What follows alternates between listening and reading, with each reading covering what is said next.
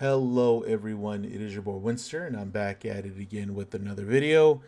Of course, we're talking about Fire Kings, the best deck in the format. I want to talk to you guys about some of the better hand traps to use against them, properly place your hand traps, and what the deck is really aiming for its end board. I'm going to be helping you today with your matchup versus Fire King Snake Eyes. But before we get into the video, guys, please consider subscribing to the channel, turning on the notification bell. If you guys like deck profiles, combo tutorials, if you guys like Yu-Gi-Oh skits, make sure you guys hit that subscribe button. That way you guys can stay up to date with all the content.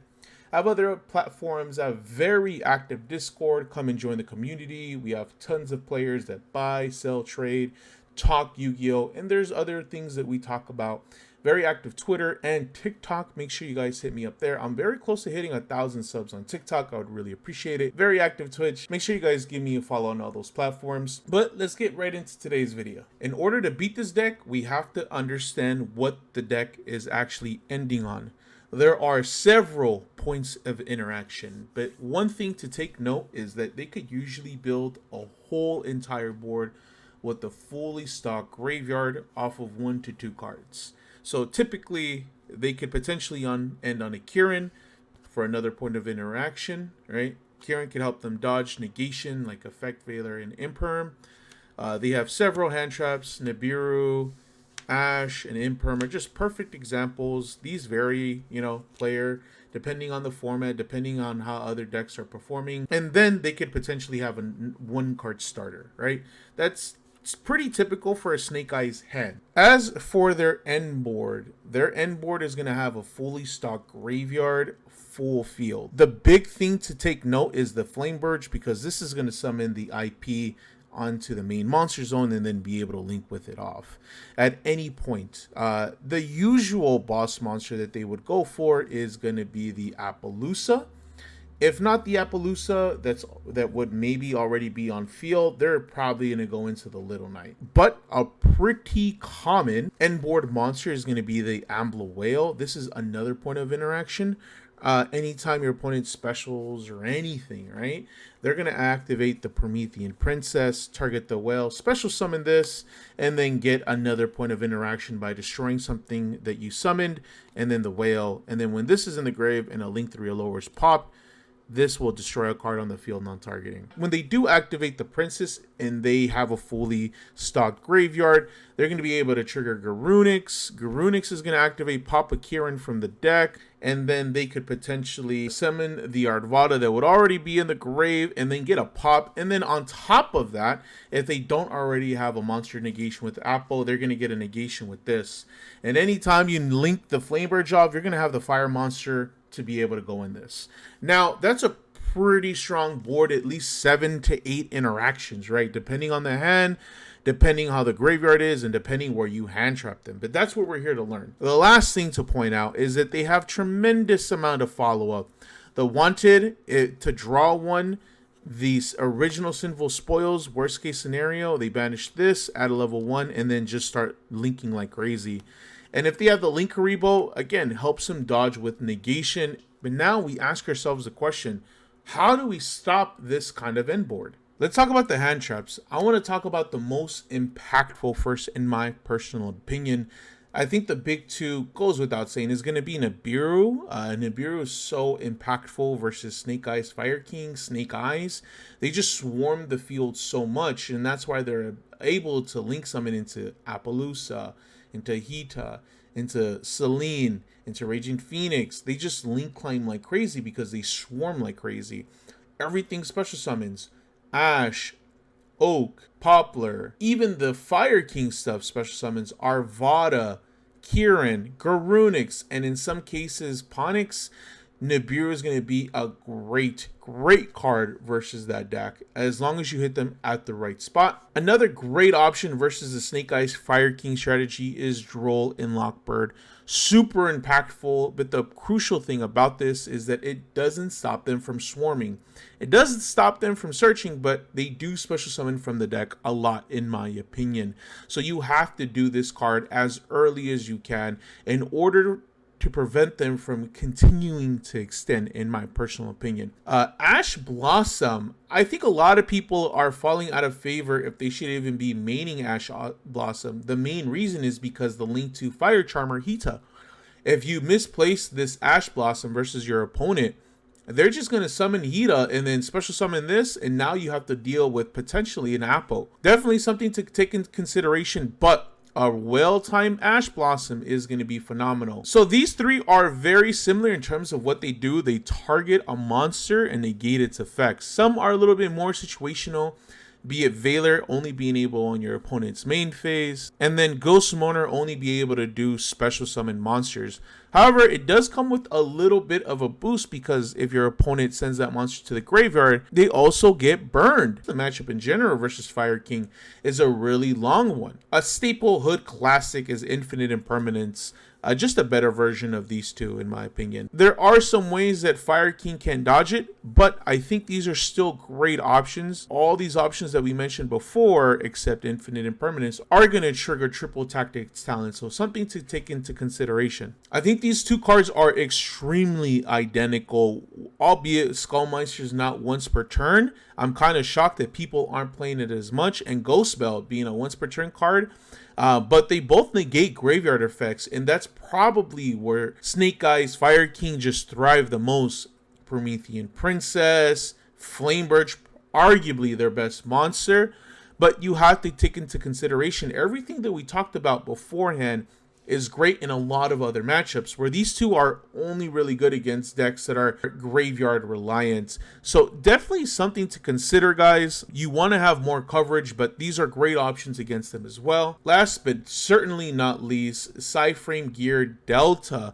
This card came into recent popularity because Snake Eye plays so many spell cards. The Field Spell, Fire King Island, and Sanctuary, Original Sinful Spoils, Wanted. This just is a big negation on those spell cards. It makes your opponent commit. And on top of that, this has really great coverage as well. But definitely something to take into consideration. So I want to talk about the most important part of any deck. How does the deck get going? What are their starters? Here I got things categorized. I got one card starters being Poplar, Snake Eye Ash, and then Bonfire. These all require no other cards in your hand. They just require you to have these cards in order to combo. So this pile, this is the 1.5 card combo.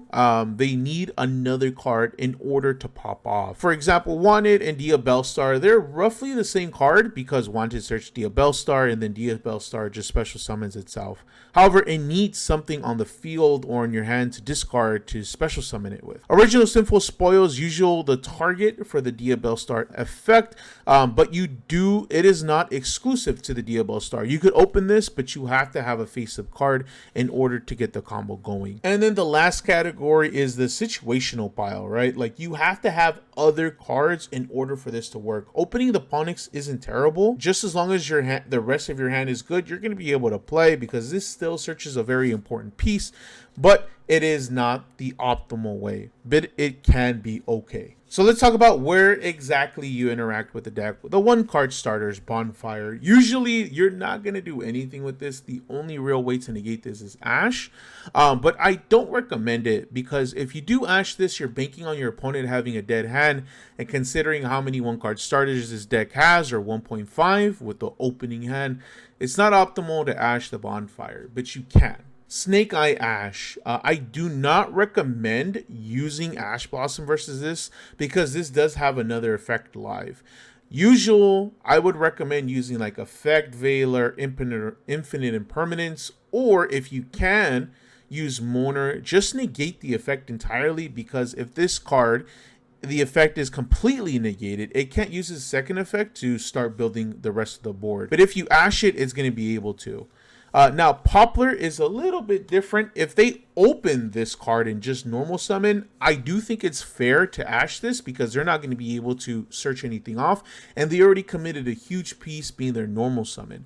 But if this is searched off Bonfire or searched off the Ash, I do not recommend ashing this because they're probably having other ways to like build their board. If they did search this off of the Ash, I do recommend using Droll and Lockbird, and the same thing could go for the rest of these other cards. The moment they search something out, it is fair game to use Droll Lockbird here because they won't be able to search anymore. The 1.5 card starters, Diabellstar and Wanted, they kind of do the same thing. I don't recommend ashing this because it's a quick play. It's a little harder to draw this because your opponent, a good player, is going to activate this in the draw phase where you can't draw them.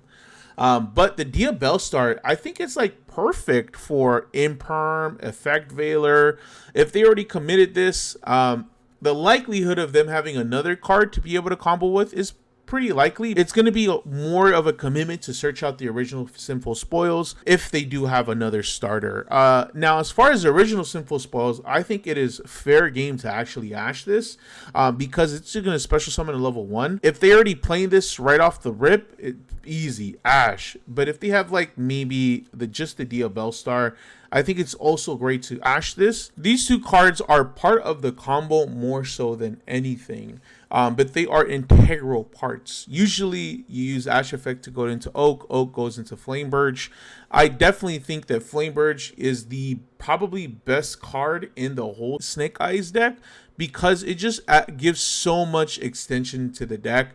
It is so good. Like I just said, Oak usually goes into Flamberge. This is also a great target to ash when they activate the effect. If you don't have the ash, or you ashed already, or use whichever negation, Flamberge, another great option is what I talked about earlier, using Ghost Spell or Skullmeister, because this effect activates in the grave and special summons from the grave. If you stop your opponent from being able to get so much extension from the Flamberge, it's definitely good news. And on top of that, they won't be able to set the IP, which is their usual line of play.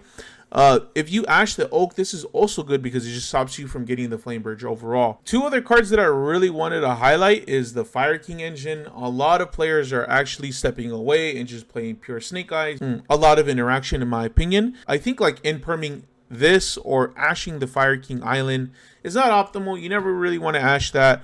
Dealing with the Fire King stuff is actually pretty easy because they really only have like maybe an interruption and specifically monster negate or a card on the field, which in and of itself is pretty hard to get over, but for most top tier decks it's not going to be too much work. So last but not least, I wanted to talk about some of the counter plays that the deck is currently using. Cross-Set Designator is a huge part of the current format, very impactful because it serves two purposes. One, to stop impactful hand traps, Droll, Imperm, Effect Veiler, Ash, Nibiru.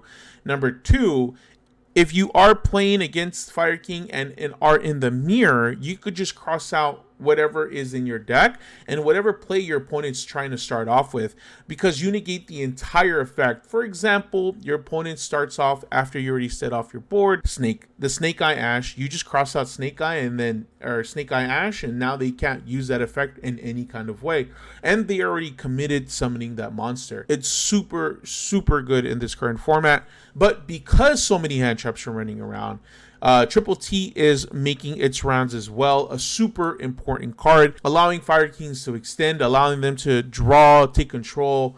It's just super impactful right now. You should definitely try your best to try to play around these cards. Hopefully you guys found this video useful. Hopefully this upped your knowledge against the Snake Eyes matchup. But let me know what you guys think of the video. Do you guys think my points were solid? What do you guys think are some better hand traps? Do you guys like my hand traps? Let me know in the comment section, and let me know if you guys like this type of format.